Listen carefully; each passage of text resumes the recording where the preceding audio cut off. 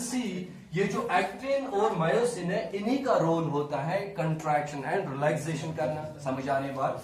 तो अगर हम मैकेनिज्म ऑफ मसल कंट्रैक्शन की बात करें, ठीक है, तो a theory which explains the mechanism of contraction, that is called sliding filament theory. क्या है? Sliding filament theory. It states that thin filament जो होता है actin that slides over the thick filament. समझ आ रही बात? Sliding filament theory जो है उसका मतलब ये है, ये जो थिन फिलामेंट होता है, एक्टिन होता है, ये किसके ऊपर स्लाइड करता है? थिक फिलामेंट के ऊपर। And that is what is called sliding filament theory. अगर हम पूरा मैकेनिज्म देखें तो हमारे सेंट्रल नर्वस सिस्टम से एक सिग्नल आती है, ठीक है ना, for this contraction, and then that signal goes to the motor neuron, ठीक है ना, ये मोटर न्यूरॉन रिसीव करता है एंड उसके बाद ये मोटर यूनिट तक जाता है। क्या जाता है? Motor unit. एंड उसके बाद न्यूरोमस्कुलर जंक्शन। क्या? अगर हम न्यूरोमस्कुलर जंक्शन की बात करें, देखो क्या है, motor it is also called motor end plate, इसको मोटर एंड प्लेट भी कहते हैं। ये वो जंक्शन होता है जहां न्यूरॉन और सार्कोलेमा अटैच होते हैं। समझ आ रही है बात? सपोज ये मान लो कोई न्यूरॉन है, इसके डेंड्राइट्स है, राइट, तो यहां से ये मसल है, that is muscle fibre. Muscle fibre का जो प्लाज्मा मेम्ब्रेन है दैट इज सार्कोलेमा। क्या है? ये जो जंक्शन बनाता है सार्कोलेमा और neuron, and it is called neuromuscular junction और मोटर एंड प्लेट। समझ आ रही है बात? ये जो न्यूरोमस्कुलर जंक्शन है, यहां से एक केमिकल निकलता है जिसको न्यूरोट्रांसमीटर कहते हैं। क्या कहते हैं? न्यूरोट्रांसमीटर। जो स्पेशल न्यूरोट्रांसमीटर यहाँ होता है that cause the muscle contraction is called acetylcholine. इसको क्या कहते हैं? Acetylcholine. ये जो एसिटाइल कोलिन है इट जनरेट्स एक्शन पोटेंशियल। क्या जनरेट करता है? Action potential. And we already discussed in this action potential in the heart. When we discuss the contraction and relaxation of the heart, we know what is the action potential. It is nothing but an electrical wave. क्या होती है? Electrical wave है जो cell के अंदर और cell के plasma membrane cross करती है, ठीक है ना। तो see this generates action potential. Acetyl choline जब यहाँ रिलीज होता है ये क्या जनरेट करता है? Action potential in the sarcolemma. कहाँ? सार्कोलेमा। उसके बाद ये action potential it spreads through out the muscle fibre. ये पूरी मसल फाइबर में स्प्रेड होता है। क्या होता है? स्प्रेड। जब मसल फाइबर में पूरा स्प्रेड होगा वहां से release it will release the calcium in the sarcoplasm. तो मसल फाइबर में जो सार्कोप्लाज्मिक रेटिक्यूलम है वहां से कैल्शियम निकलेगा। क्या निकलेगा? Calcium. Suppose this is the muscle fibre, इसके अंदर क्या होगा? ये न्यूक्लियस है and this is ER, endoplasmic reticulum. But muscle fibre में जो ईआर होता है इसको सार्कोप्लाज्मिक रेटिक्यूलम कहते हैं। वहां से कैल्शियम निकलेगा। जब ये एक्शन पोटेंशियल मसल फाइबर तक पहुंचेगा वहां से क्या होगा? कैल्शियम निकलेगा। कहां? Into the sarcoplasm from the sarcoplasmic reticulum. जब कैल्शियम लेवल इंक्रीज होगा सार्कोप्लाज्म में, तब ये कैल्शियम जो है, calcium binding of calcium with the sub unit of troponin, ये इस ट्रोपोनिन के साथ बाइंड करेगा। किसके साथ? ट्रोपोनिन। किसके साथ? ट्रोपोनिन। जब इस कैल्शियम ने किसके साथ बाइंड किया? ट्रोपोनिन के साथ, it will uncover myosin binding sites on actin. ये इसको अनकवर करेगा। क्या करेगा? अनकवर। ये जो है ना ट्रोपोनिन, इसने कवर करके रखा है।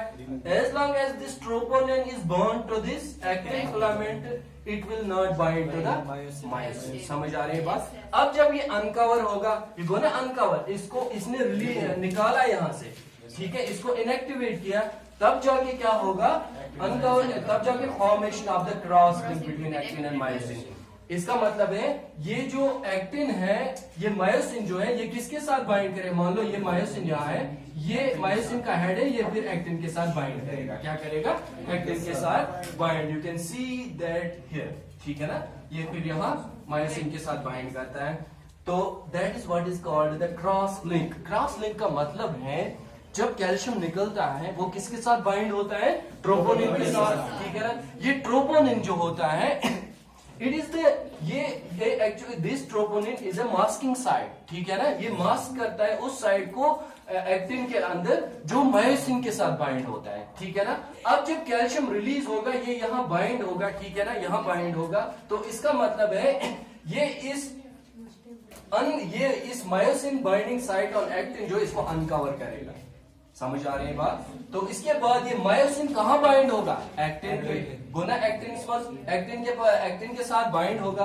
अब देखो ये क्रॉस लिंक बनेगा। क्रॉस लिंक किसके बीच में बनता है, एग्जैक्टली द मायोसिन जो हेड होता है वो किसके साथ बाइंड होगा एक्टिन के साथ, and then it will form a cross link. जब क्रॉस लिंक बनेगा तो इट विल स्टार्ट स्लाइडिंग। तो स्लाइडिंग के लिए अनदर मैकेनिज्म है, उसके लिए हमने एटीपी हाइड्रोलिसिस देखना है क्या होता है।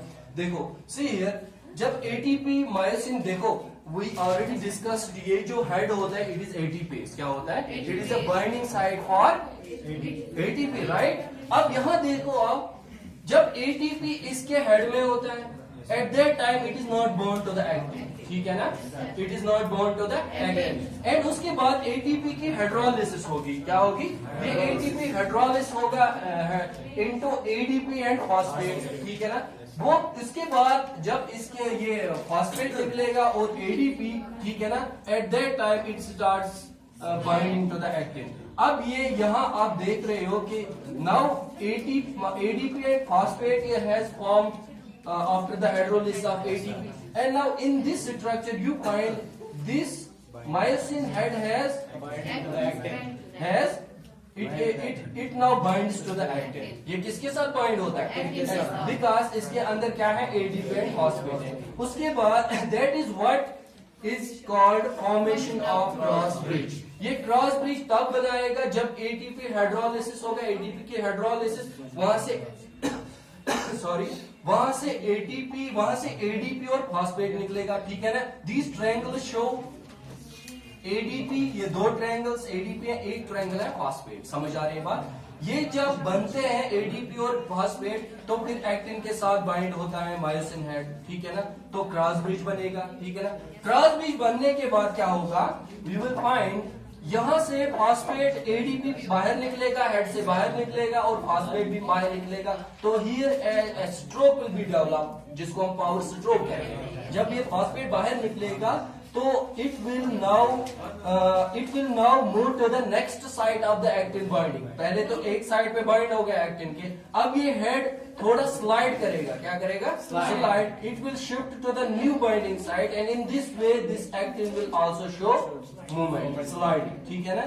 एंड इन दिस वे ये साइकिल फिर चलता रहता है as long as the contraction goes. समझ आ रही है बात। तो हमने ये भी कहा है कि जब कंट्रैक्शन होता है, at the time of contraction क्या होता है कि ये जो आई बैंड होता है, क्या होता है, I band, they get close to the A band. And ये जो एक्टिन फिलामेंट होता है आई बैंड का, they come centre to the A band, ठीक है ना। Due to which and you know due to which there is a sarcomere shortening। क्या होता है, sarcomere shortening। What is sarcomere?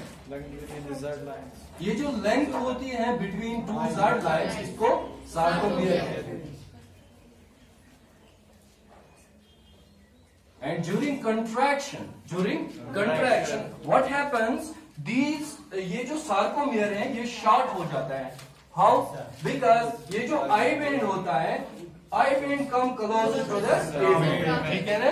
ये यहाँ बहुत ज्यादा ओवरलैपिंग होती है जब कंट्रैक्शन होता है। ये जो एज जोन होगा after contraction you will find इतना स्पेस नहीं होगा एज जोन में, it will be very less, ठीक है। It is because of the contraction. And there in during contraction only there is a change in the actin protein, that is to say I band, ठीक है ना। But ये जो myosin है A band, there is no change in the A band, यहाँ length में कोई change नहीं आती है। समझ आ रही है। And that is what the contraction does during contraction does, right।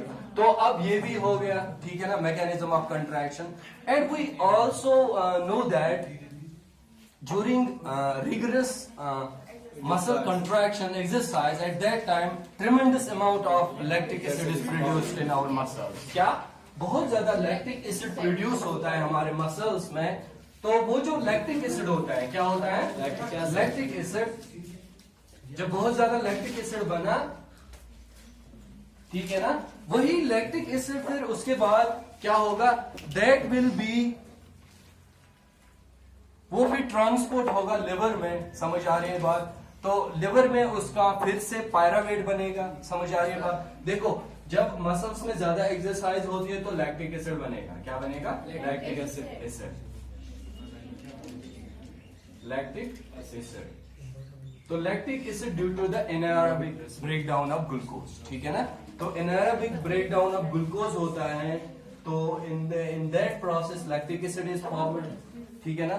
अब हमने ये भी देखा कि हमारे मसल्स में मायोग्लोबिन होता है, क्या होता है, मायोग्लोबिन, समझ आ रही बात। एंड जिस मसल में ज्यादा मायोग्लोबिन होगा उन मसल्स को क्या कहते हैं, राइट फाइबर्स, क्या कहते हैं, right fibres are the muscles which contain myoglobin. क्या होता है, what is myoglobin,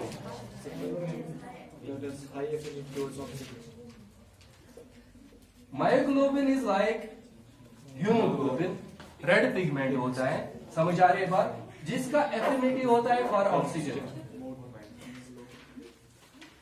affinity for oxygen, O2 के साथ एफिनिटी होता है मोर देन हीमोग्लोबिन। हीमोग्लोबिन से ज्यादा एफिनिटी मायोग्लोबिन की होती है टुवर्ड्स ऑक्सीजन, समझ आ रही है बात।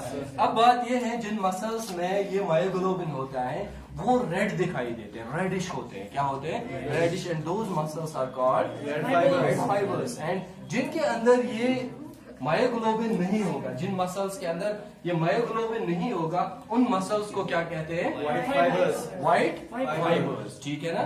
तो वो मसल्स हमें व्हाइट दिख रहे हैं, that is why they are called white fibres, because of the reason that they do not possess myoglobin, समझ आ रही है।